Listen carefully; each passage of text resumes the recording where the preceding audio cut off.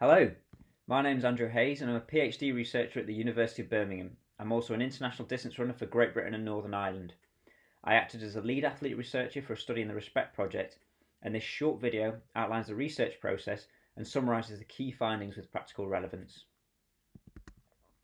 The current study, part of a wider EU-funded Respect project, explored what clean sport means to athletes who are involved in elite level sport. We aim to investigate the topics listed here: the definition of clean, challenges to clean sport, and actions for the future.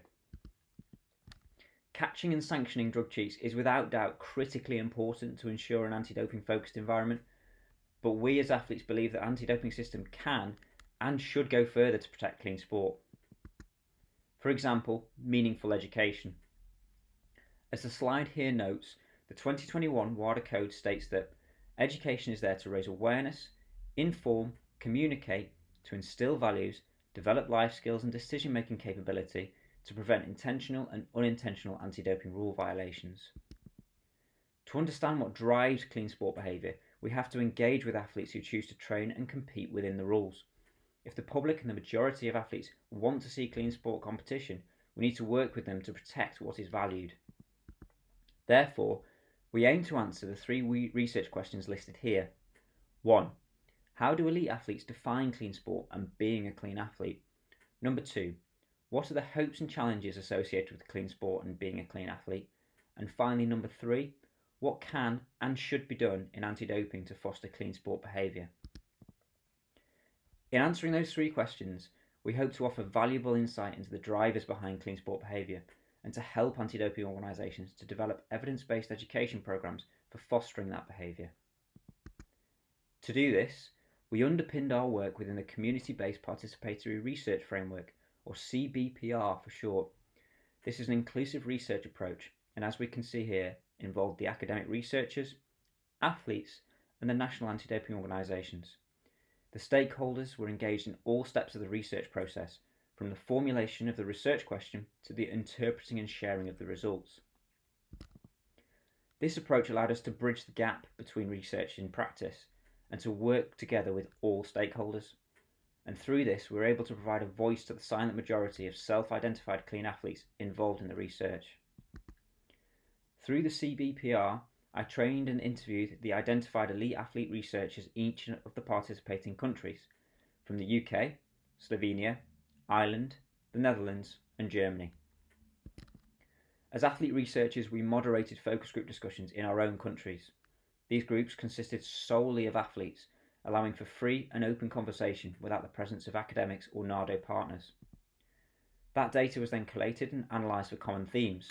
These themes were discussed with a final international focus group of athletes made up from those 5 participating countries. In all, and one of the major strengths of this study is that we captured the views of 82 international elite athletes, representing the 5 NARDOs across 38 different sports. This included Olympic, World, and European medalists. After collection, the data was distilled into key results with practical relevance that I will now touch upon. Without exception, athletes in the study stayed away from doping because it is incompatible with how they saw themselves. In fact, many struggled to define being clean because it's not something they actively think about. Being clean is all they know. It's the norm, and it's something they don't need special praise for. Athletes talked at length about the love of sport and the process rather than the outcome. Of course, winning was highly valued at an elite level, but the intrinsic motivation for improvement and enjoyment of sport was key. We found that clean athlete identity is rooted in early life experiences. These experiences were created by others, be it family members, teachers, and coaches who promote the values of equality, fairness, honesty, and rule following. Clean athlete identity is characterised by the continued commitment to these values and morals. It is influenced by others on a daily basis. Therefore, clean sport efforts need to target that interpersonal environment at various points in an athlete's lifespan to help him or her become and stay clean. Athletes who identify as clean understand the meaning of clean performance enhancement in a variety of ways. The only solid reference point for all is the WADA Code, and whether you're on the right or wrong side of the hard line set out by the code.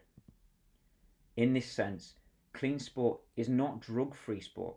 It's far better defined as cheating-free sport, with doping representing one form of cheating.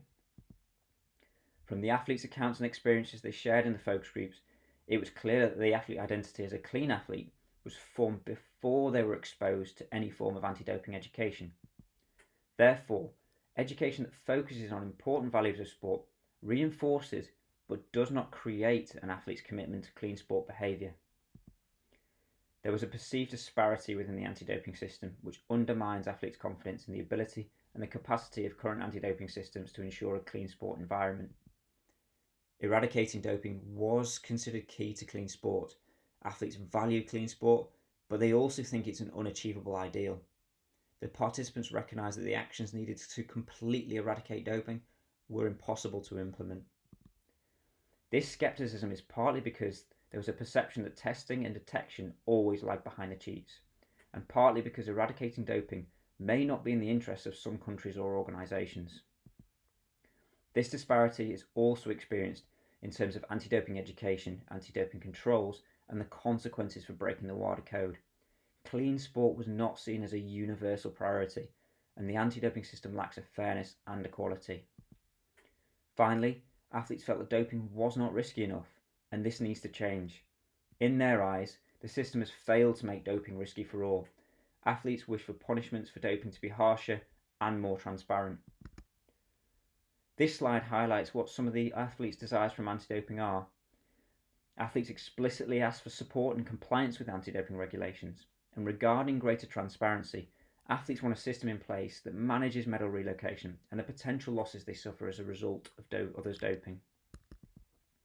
Not all athletes have lost medal to dopers, but doping leads to altered personal goals about what we feel is achievable and possible in sport in a clean way, and this influences day to day the training and competition of clean athletes' lives.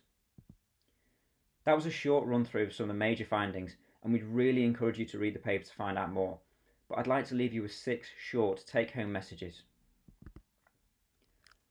The decision to be a clean athlete is a natural one for so many, but there is a constant pressure to ensure you're doing things in the right way. A clean athlete requires a lot of diligence. Clean athletes are committed to the values formed at a young age and learn to find a balance between aspirations, core values and the environment, but that does not mean it's easy. Clean athletes have an awful lot to say and can offer valuable insight into clean sport behaviour. Taken all together, athletes appreciated being part of the conversation. They valued the opportunity of talking freely in a neutral, non-judgmental environment free of social expectations. The CBPR approach involving stakeholders working together was both straightforward and productive.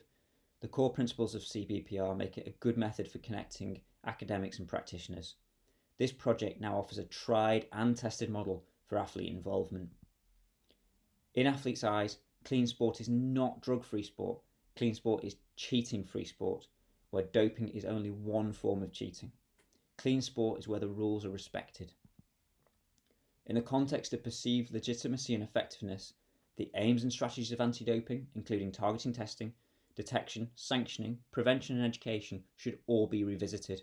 There must be a better way of using the available knowledge, intelligence and resources to really protect clean sport.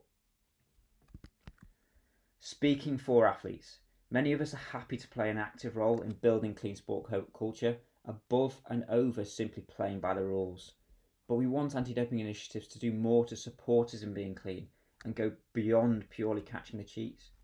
We accept that we have limited power ourselves to change the environment, but we can help those with that power to develop anti-doping systems for the better. If you're keen to find out more, we'd really encourage you to read our full study, and thank you for your time.